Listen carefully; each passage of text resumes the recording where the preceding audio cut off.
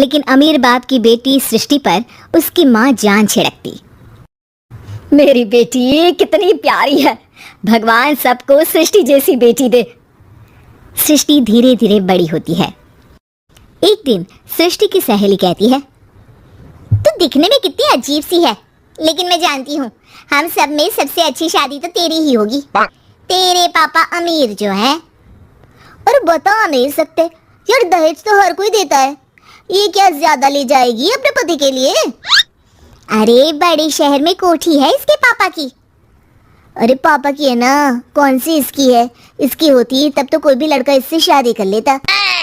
अरे पापा की मतलब पापा की है तो मेरी ही है ना? किसने कहा? अब तेरी तो तब होगी ना जब तेरा भाई ना हो। वैसे भी शादी के बाद सारी प्रॉपर्टी भाई के नाम होती है। सृष्टि समझ जाती है कि उसे किसी भी हालत में माँ बाप की सारी प्रॉपर्टी को अपने नाम करना है, लेकिन कैसे?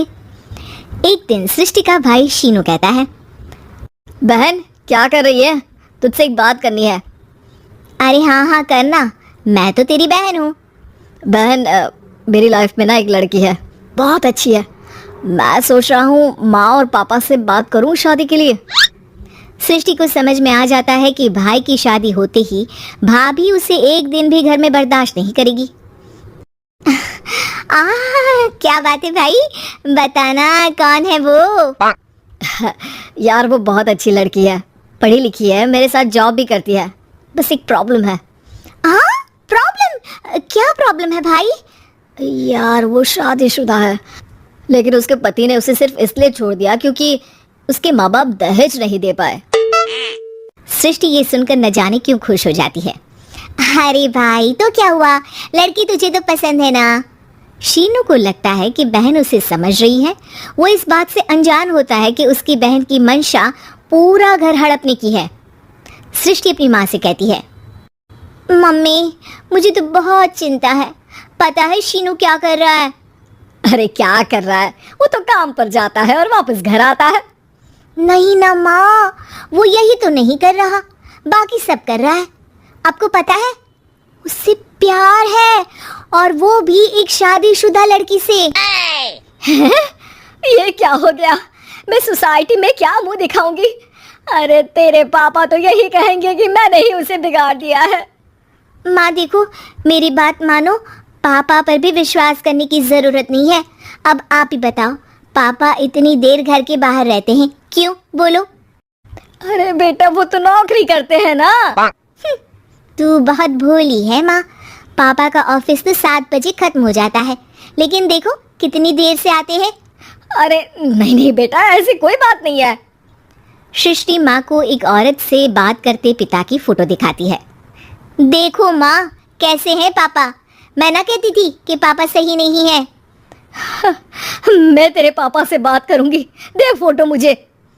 ओ माँ वो तो डिलीट हो गई। लेकिन चल तूने तो देख लिया ना, पापा से बाद में बात कर लेना, और हाँ मेरा नाम बिल्कुल मत लेना। हाँ माँ। अब क्या था, सृष्टि के माँ और पिता के बीच झगड़ा होना शुरू हो जाता है। सृष्टि के मन में क्या चल रहा था कोई नहीं जानता था। एक दिन, माँ सृष्टि के लिए एक लड़का देखा है, वो लोग शाम को उसे देखने आने वाले हैं। और हाँ माँ एक खुशखबरी, मैं और पापा मिलकर एक नया बिजनेस ट्राई कर रहे हैं। शाम को लड़का आता है, सांवले रंग का। सृष्टि को तो बिल्कुल भी पसंद नहीं आता।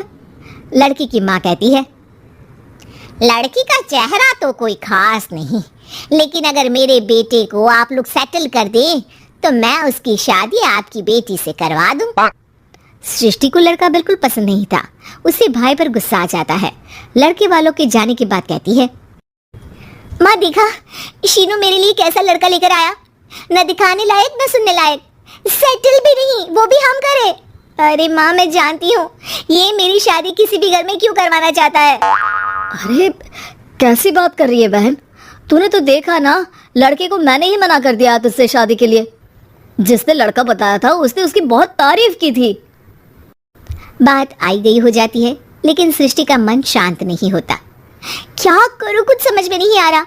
मेरी शादी हो गई तो ये लोग पूरी प्रॉपर्टी शीनू के नाम कर देंगे, मेरे हाथ तो कुछ लगेगा ही नहीं। तभी सृष्टि को आइडिया आता है। वो किसी वकील को फोन करती है। जी देखिए, अगर आपके मम्मी पापा का तलाक हो जाता है तो आपके पिता की आधी प्रॉपर्टी आपकी माँ के नाम हो जाएगी, फिर उसे वो किसी को भी दे सकती है। सृष्टि अब माँ को बेटे के खिलाफ भरती है। माँ, शीनू पर नजर रखा करो, वो जिस लड़की के प्यार में है ना वो शादीशुदा है।